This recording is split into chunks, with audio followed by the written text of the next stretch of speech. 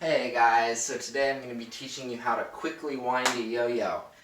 Now I've had some people ask me, why don't we ever see you winding the yo-yo? Well, the thing is, it's because for the past 5 years, I really haven't done that sort of yo-yo winding really at all. I mean, unless I'm having a particularly rough day where I just can't get these quick winds down, you'll always see me doing a fast wind, whether it's that thumb start right there, or whether it's a snap start, which I'm not as good at, but it looks something like that.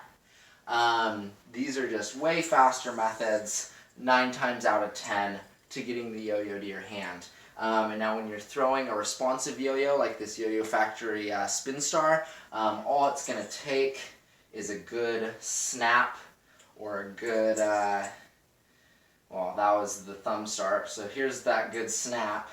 So with a responsive yo-yo, that's all it takes. Of course, if you're throwing an unresponsive yo-yo, you're going to have to do that thumb start and then get into a backside bind.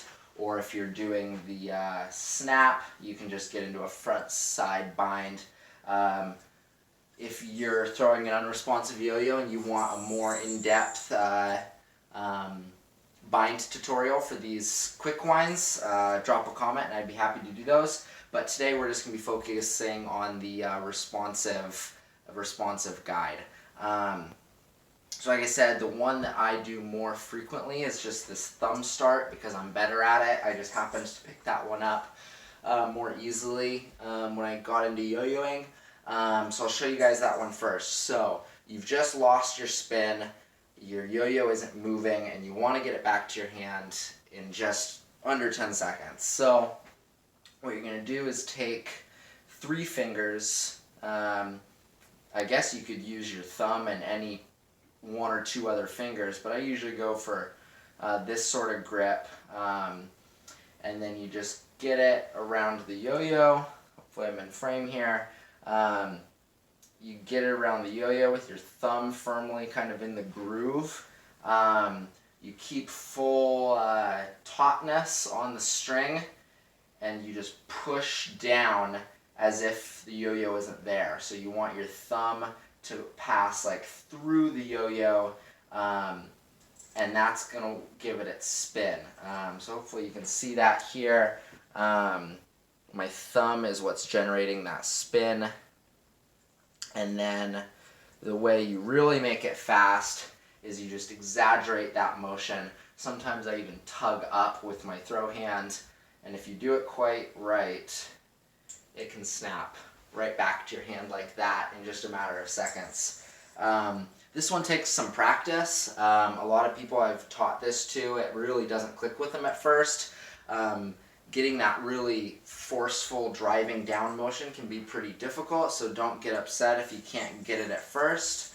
If that method just isn't working out for you, you might have better luck with the snap start, which I think is really a more common method. I just happened to learn the thumb start in the beginning.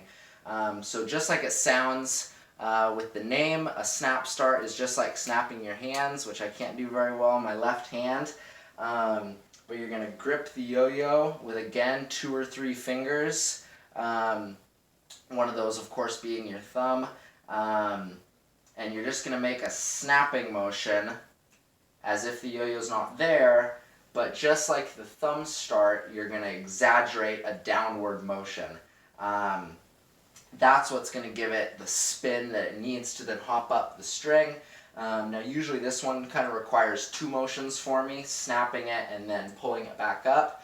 But like I said, this method might just be your cup of tea, and you might get it with just one fluid motion of a snap and it retracting. So here we go. I'm going to snap as I push down.